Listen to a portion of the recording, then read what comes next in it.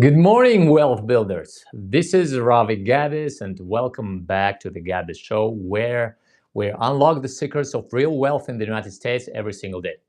Today, I want to talk about financial strategies, strategies how people manage their money. There is a saying, and maybe it's only an idea, but it's very difficult because it's very difficult to realize it on practice. If we collect all the money in the world and divide it equally up among everybody, very soon it'll be back in the same pockets.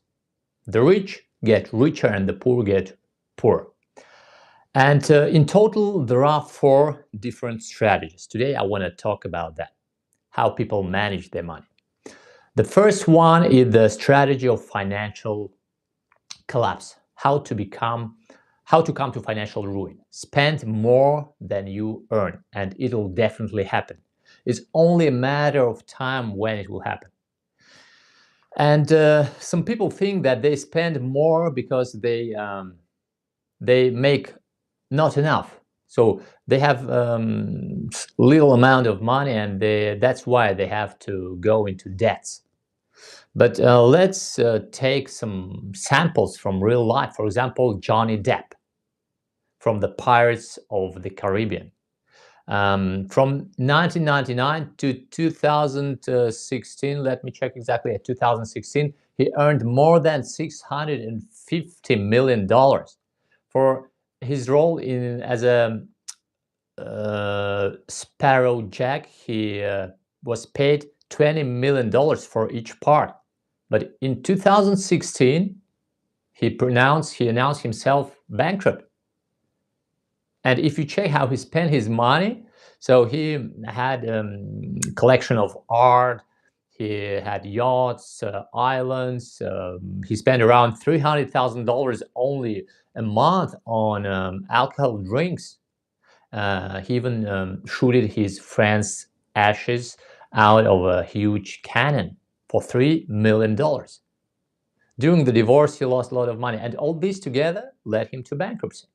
So making a lot of money does not protect you from the strategy of financial collapse. And when someone follows certain strategy, if you recognize yourself here, for example, it says about your inner axis. So what your inner axis is. For example, there are people who say, I never borrow. I would never borrow money if it is interest, even if it's interest free, as Dave Ramsey says.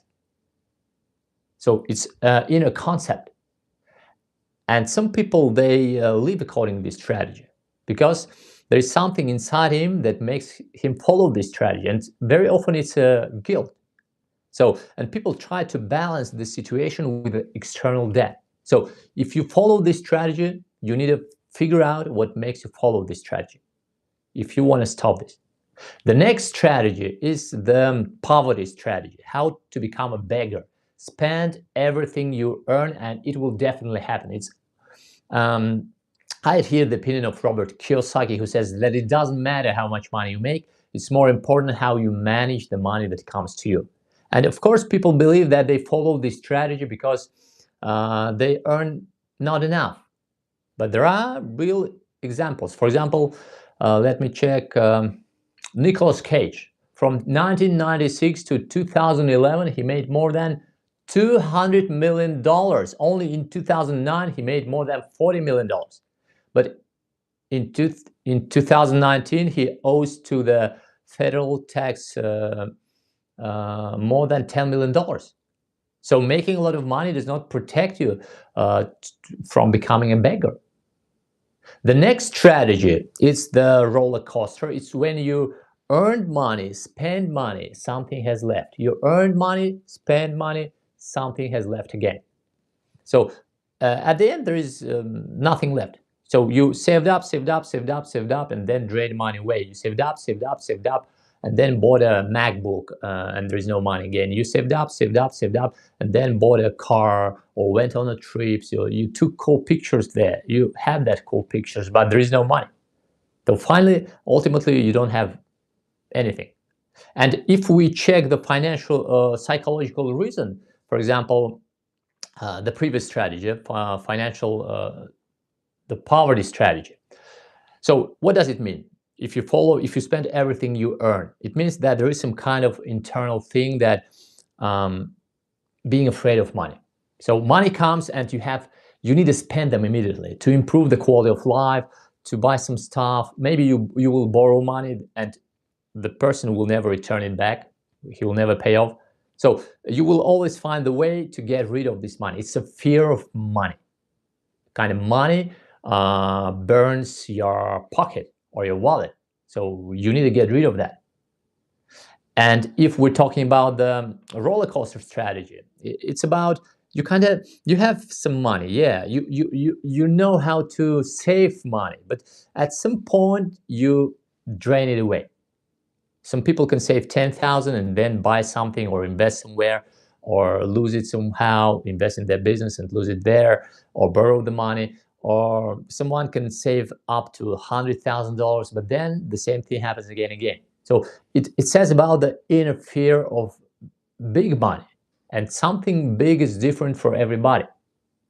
And if you want to create real wealth of millions of dollars, become a multimillionaire, you need to get rid of this fear, because it will block your moving forward. And the simplest thing is the exercise. I've learned this from Bodo Schäfer. He says you need to carry a wallet with you. So what does it mean, wallet? I think a lot of people don't even know now what wallet is. So this is a wallet. You keep your money inside of it. So you just put your money here. By the way, for example, I have $1 billion. Yeah, it's not real money. I'm talking about real money now. So you put your money in your wallet and you carry your wallet with you everywhere. And the amount of money that you put into your wallet should be significant. So you even kind of feel stressed about that. You feel uncomfortable because someone can steal your wallet, you can spend that money, or you can lose your wallet. Why it's recommended to do such kind of things? Because if you feel uncomfortable, you feel stress, fear that this money can be stolen or spent with this little amount of money. Actually, you can't hold $1 million there. So if you feel uncomfortable with this little amount of money, now what about big numbers? This fear will stop you. That's why I recommend you doing this exercise maybe a week or two, so you start feeling comfortable with money. The fourth strategy is the abundance strategy. It's when you earn more than you spend. So there's something left every single month, and then you start investing, multiplying your capital, and your capital becomes bigger and bigger every single year, every single month by itself. And the good example of that is Warren Buffett. If we check the numbers, what do we have? When he was 20, he had 20,000. At 35, he had $7 million. When he was 50, he had $300 million. At the age of 70, he had $30 billion. Now he's 94 and his capital exceeds $150 billion. And if we check what's behind this strategy, here is something like just having money. If you take Warren Buffett's money, it's all in liquid assets. He just needs to push the button and it appears on his bank account or whatever, wherever. So it's just having money. And a lot of people, they believe that you need to invest everything immediately as money comes. Create some kind of pressure. I used to do like that before, but one day I tried to just save money and not spend it in liquid assets, something very so you can withdraw your money very quickly. And in the beginning I felt stressed because I used to invest everything in real estate, to take loans, mortgages, and create some kind of pressure around it to discipline me. But when I started just saving money, you just need to feel it. It's such a pleasant feeling. You just have money and nothing happens to your money. Because first I thought kind of, oh, I will lose it because of inflation. Something will happen on the stock market. Someone will steal it. But then I get to use to having money. And you just need to experience that. It's a pleasant feeling. And We have 4 strategies in total. The question is which strategy you like the most. I think that's enough for today. Of